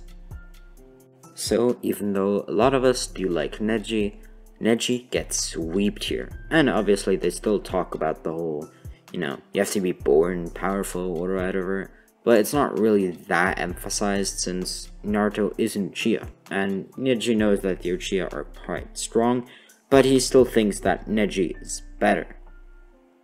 In the end, he's proven wrong, and so the second match goes on, and that goes as normal. Everything goes completely normal, until Sasuke finally arrives in the very last second, only at the wish of the Kazekage, which truly is actually Orochimaru, requesting for Sasuke to have his match, as he didn't have any chance to put a curse mark on anyone.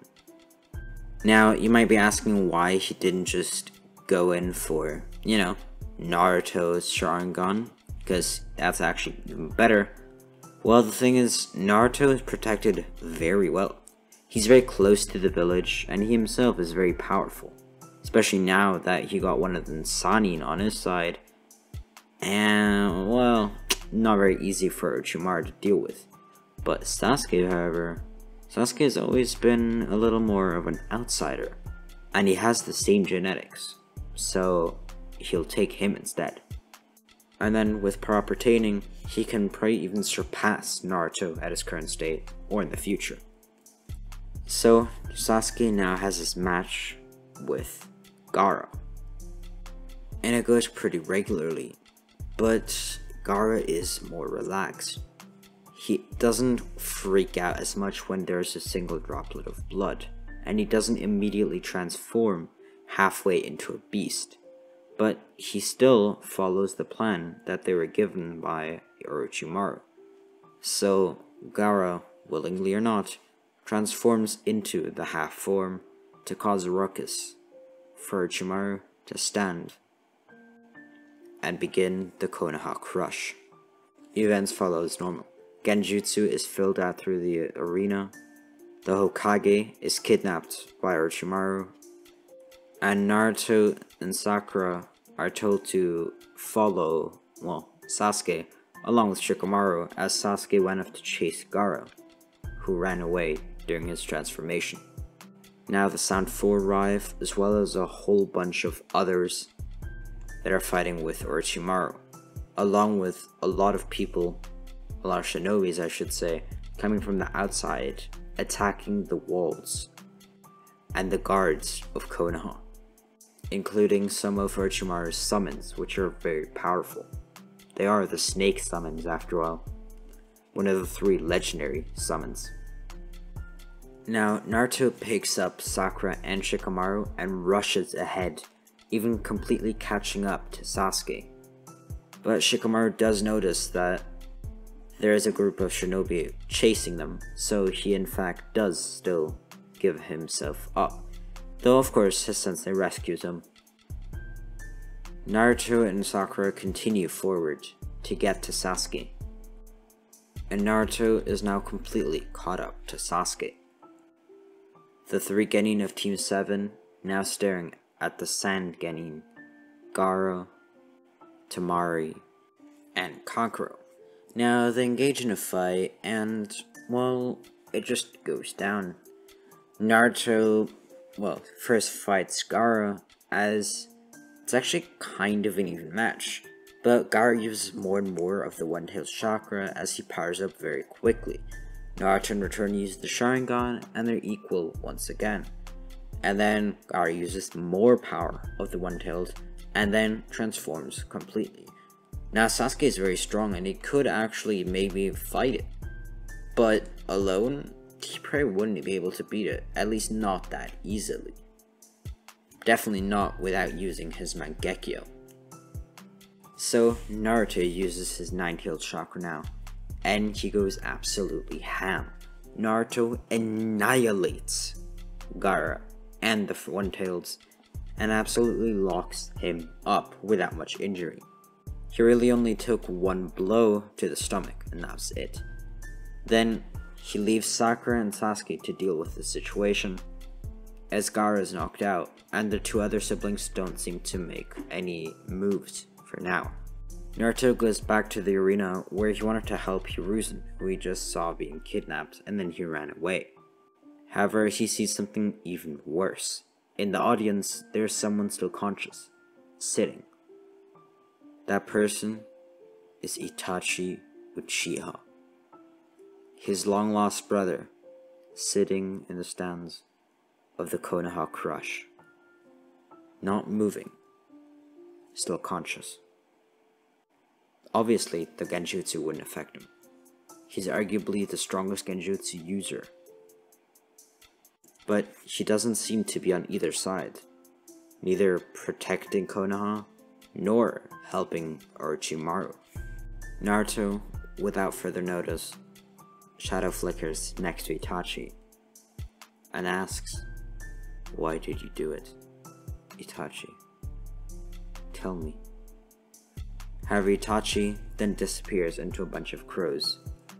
But before they're able to fly away, Naruto uses 10 kunai to pierce the hearts of each one of the crows, as they all fall to the floor, completely filled with blood. But Itachi is still out of sight, as his chakra disappeared. He's not dead, by the way. And now Naruto goes to help Hiruzen. He sees the Sand 4 protecting the barrier, which is keeping Hiruzen and Orochimaru in a 1v1 fight. So he first deals with the Sand 4, and it's quite easy for him. Now he has the Mangekyo Sharingan open right now, as when he saw Itachi, he couldn't keep back his feelings. It all just came up once more. So dealing with the Sand 4 was an easy task. And Naruto makes them all scurry away and hide, at least for now. And then he disbands the barrier. Now the way he does it is with the help of the Anbu. They each get a corner that are now not being protected by the Sand 4, and push their own chakra into the barrier, dismantling it. Now Hiruzen can finally get back up, as he was being pushed into a corner, with both reanimations of the first and the second Hokage currently engaging in a fight with Hiruzen, as Orochimaru did summon them. But now, not only are there Anbu there, Naruto is there. And instead of going for the two Hokage that are currently fighting melee with Hiruzen, he goes in for Orochimaru directly. No matter what Naruto does, Orochimaru seems to disappear. First, he seems to fall into the ground. Then, he appears once more, but then disappears into a bunch of snakes. Then, the air seems to suck him up, and he teleports somewhere else. No matter what Naruto does, Orochimaru just seems to disappear. But then, Naruto truly uses his speed to his advantage, and is able to land an incredible punch to Orochimaru's stomach, which sends him flying about 10 meters, almost off the roof of the building that they were standing on. Orochimaru and Naruto are in a fierce battle, with Orochimaru losing. With Hiruzen now having successfully taken care of the first and the second Hokage, now it's one Hokage and Naruto against only Orochimaru, along with some support from the Anbu outside. Orochimaru has absolutely no chance, as he's overwhelmed very easily, and then he sinks into the ground and disappears. However, Naruto senses his chakra somewhere else, at the same place where Sasuke is lying. Sasuke, who's still exhausted from his actual fight in the Chunin exams, was resting and closed his eyes whilst laying on the ground, knowing that he's safe. And then Orochimaru appeared and was about to give him a curse mark, but then Itachi interfered, and Itachi threw 10 shuriken at Orochimaru's face. Right then, Naruto appeared as well, and without any conflict, Naruto and Itachi would be fighting side by side against Orochimaru. They knew that they had one common enemy, and they wouldn't have to talk to know that. They fought vigorously, But Naruto and Itachi, both with Mangekyo Sharingans, were completely overpowering the already exhausted Orochimaru. He tried his summoning jutsu once again, though Itachi quickly stopped it, and was then right after thrown into a genjutsu, a tsukuyomi to be precise. As the battle was stopped, Naruto asked Itachi once more, "Why did you do it? Why did you kill our family?" And Itachi came out with the truth. Now, obviously Naruto was not very old, so Itachi wasn't either. Therefore, Itachi still wasn't that accustomed to being a villain, and he still regretted killing his clan very much. Obviously he knew why he did it, but it still stung, and would haunt him for the rest of his life. He knew that. And the reason is, in this story, he loved his family even more than he did in the original series, obviously with him loving Naruto alongside with the rest of his family, and having Shisui and Naruto, who were both lost to him afterwards, due to either the massacre or, well, Shisui's early death, really scarred him, and now he couldn't hold it in any longer. He told Naruto why he had done it back then, hoping that he would get forgiveness, as both of them knew what kind of horrible things Danzo had done in his life, especially against the Uchiha, having a similar mentality as the second Hokage. And so, whilst it was very surprising, knowing that Danzo was the one that caused the Uchiha massacre wasn't as surprising as if it was anyone else, even if it was a quote-unquote villain. Danzo was a villain, and Naruto believed Itachi, as if he were to tell the lie and not actually explain the story of the massacre, well, Itachi would have probably just used a genjutsu and fled, or whatever, or honestly, killed them. But he saw it. He didn't have any bloodlust in him. He didn't want to fight. He was truly telling his story, and was crying along with it. He'd been holding in his emotions ever since the massacre 4 years ago. Actually a little more, almost 5 years ago. And now it was all coming up again. Now Sasuke was also slowly waking up, who had been put into sleep by Orochimaru as to not wake up whilst he was giving him the curse mark. But now Orochimaru woke up again, as there was a certain person that had helped him. It was Kabuto, who used a kunai and threw it at his hand, cutting it off, but also turning off the genjutsu due to the physical force from the outside. Now Orochimaru was up and running again, and quickly realized the situation, and then Kabuto joined and helped him, as he would try to help Orochimaru flee, but Orochimaru knew that would not help, as he still believed truly that our curse mark was to be put on Sasuke no matter what.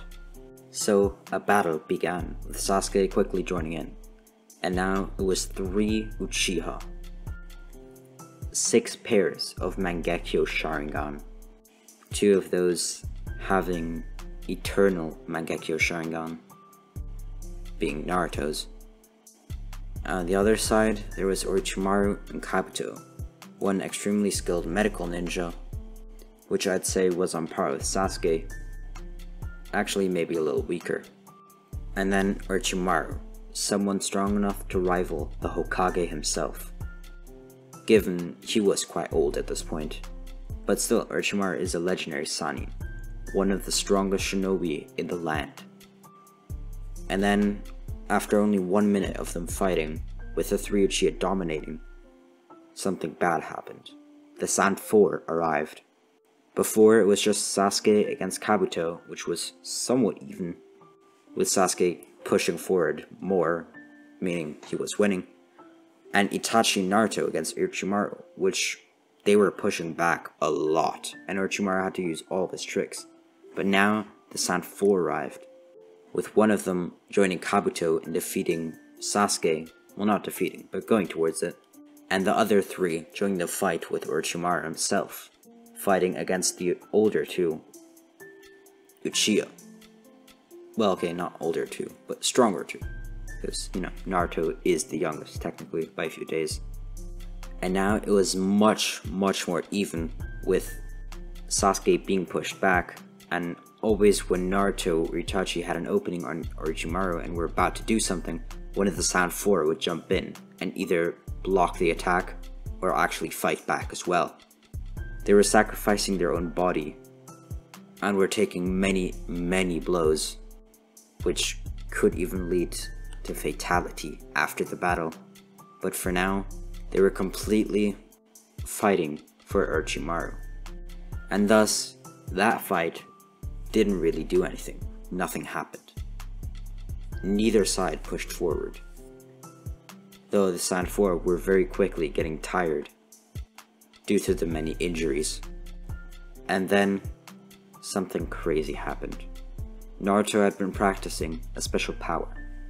Besides the Rasengan or Sage Mode, he had also been practicing the Susanoo, a power given to him by the Eye of Fugaku, and partially Shisui's eye as well, though it was mostly Fugaku's eye that now resided within Naruto.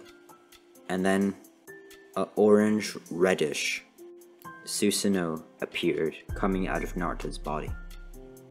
It was a ribcage, not a fully formed Susanoo. It was a ribcage with an arm extended from it, with a sword in the hand. And even though it wasn't a fully formed Susanoo, it was extremely powerful. And with any blow against Naruto, it would absorb all the damage.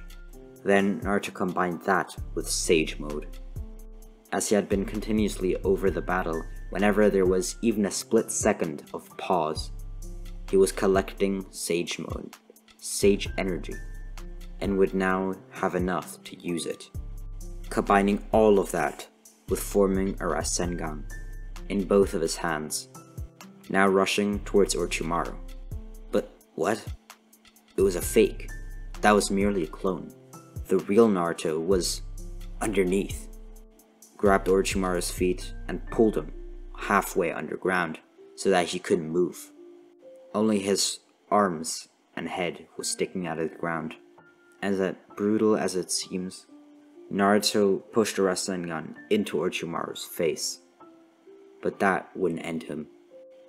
And so Itachi used his eyes to make once again a very powerful genjutsu, a Tsukuyomi. But he knew this time there was no one that could make him stop, and the Tsukuyomi would go as long as Itachi wanted it to go.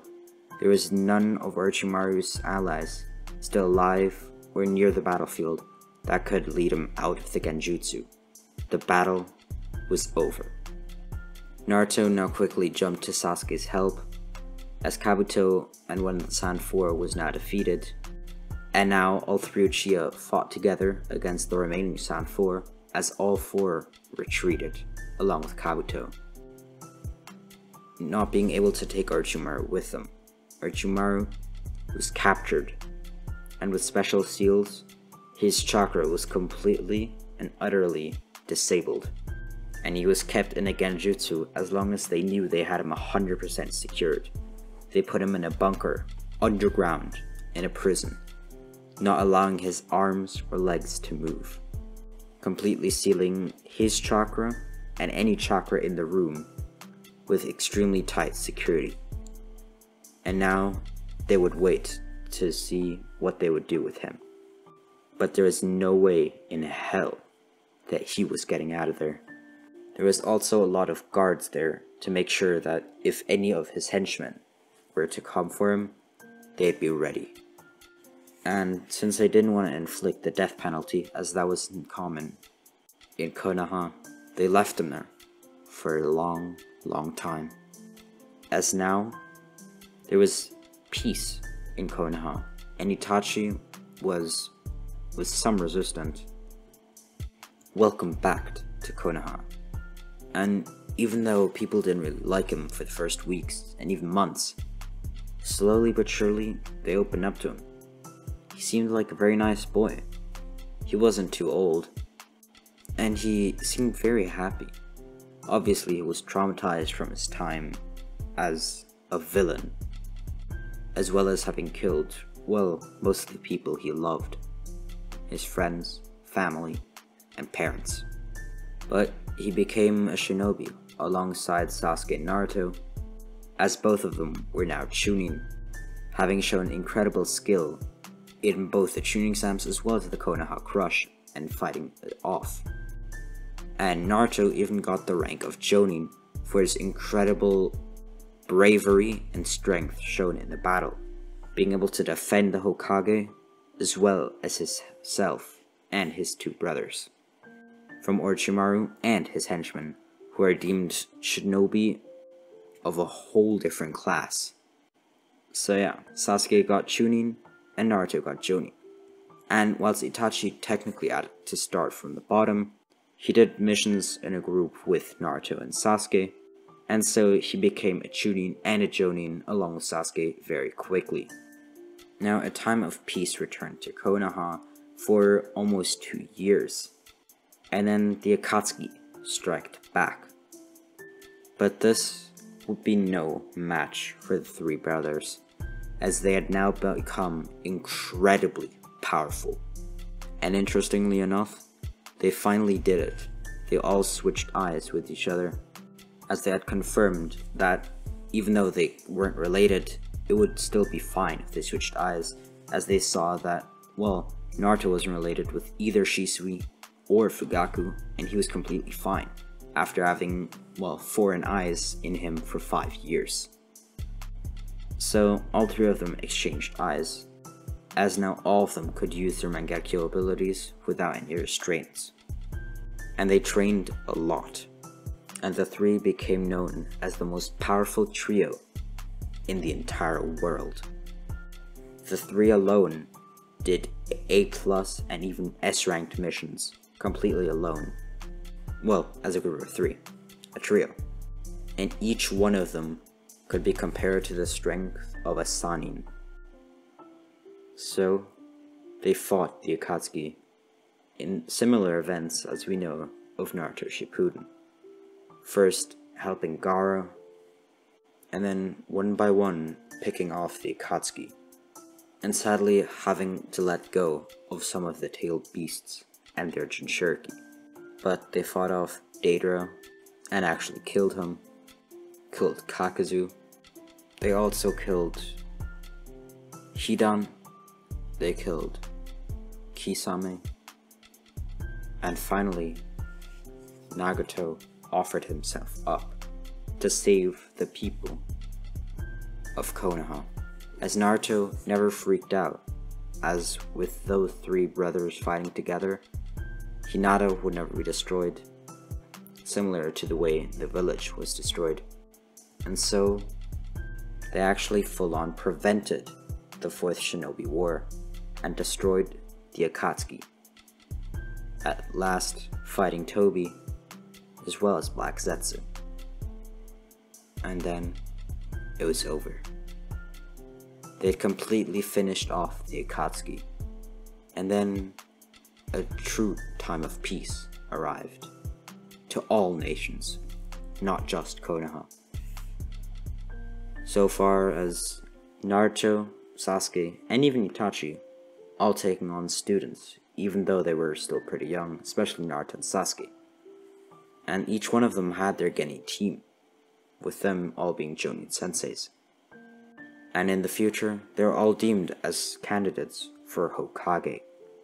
And each one of the villagers loved all of them. Yes, even Itachi.